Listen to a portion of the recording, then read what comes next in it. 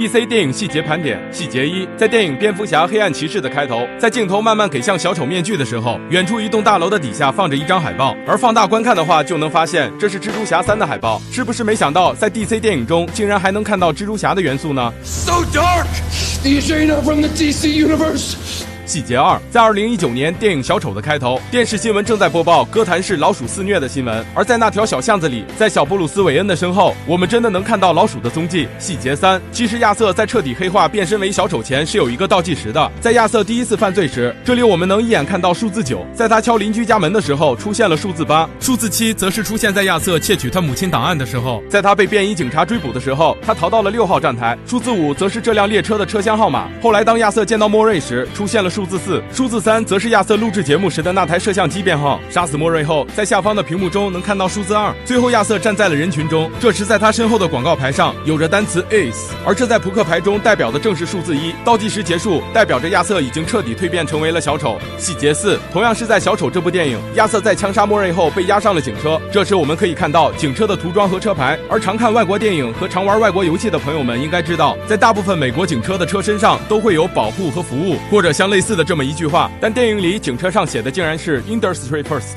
翻译过来就是工业第一，这暗示着连哥谭市的政府都已经相当腐败不堪了，也难怪哥谭市的民风会那么淳朴了。细节5，在钢铁之躯中，当克拉克第一次以超人的身份降临在美军面前时，我们可以看到地面上的人齐刷刷的全部将枪口对准了超人，因为此时的士兵们还不知道面前的超人是敌是友。而在蝙蝠侠大战超人中也有类似的画面，不同的是一个是士兵拿着枪，另一个是记者拿着摄像机。我猜这里扎导的用意是暗指媒体舆论的杀伤力有时候要比枪支炮弹要更大。细节6，在超人与佐德将军的太空决战中，他们打到了一颗卫星上，而在这颗卫星上我们能看到韦恩企业的 logo， 看来正义联盟中蝙蝠侠说自己有6颗卫星，那是一点不假。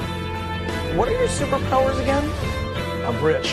细节7，佐德将军把超人给打到了一处未完工的建筑上，上面有着一块标语说这项工作已经106天没有发生安全事故了。但等超人的身体撞上来之后，这个数字也相应的变成了0天，这是一个非常有趣的小细节。细节8，作为美漫的2大巨头之一 ，DC 的电影中当然也有着很多对漫画的致敬，比如蝙蝠侠大战超人中电台语音。Charlie 27 reports the screams coming from vacant home at 1939 Harbor Way。这其实就致敬了1939年 DC 侦探漫画第27期，蝙蝠侠这个角色正是在这期漫画中首次登场。细节9，在电影《正义联盟》中，阿瑞斯用斧子给达克赛德的肩上造成了一记重创，而经过多年的蛰伏，达克赛德的肩上仍然有着这一道伤口，身上的盔甲也没有替换，这表明达克赛德一直铭记着这次失败。细节10，在《正义联盟》中，刚复活的超人因为没有了之前的记忆，所以反而对着自己的队友动起了手，而当超人用激光眼攻击钢骨时，钢骨赶紧从手臂变出一块盾牌抵挡。注意这里的用词是抵挡而不是吸收，因为他的盾牌还不具备这项功能。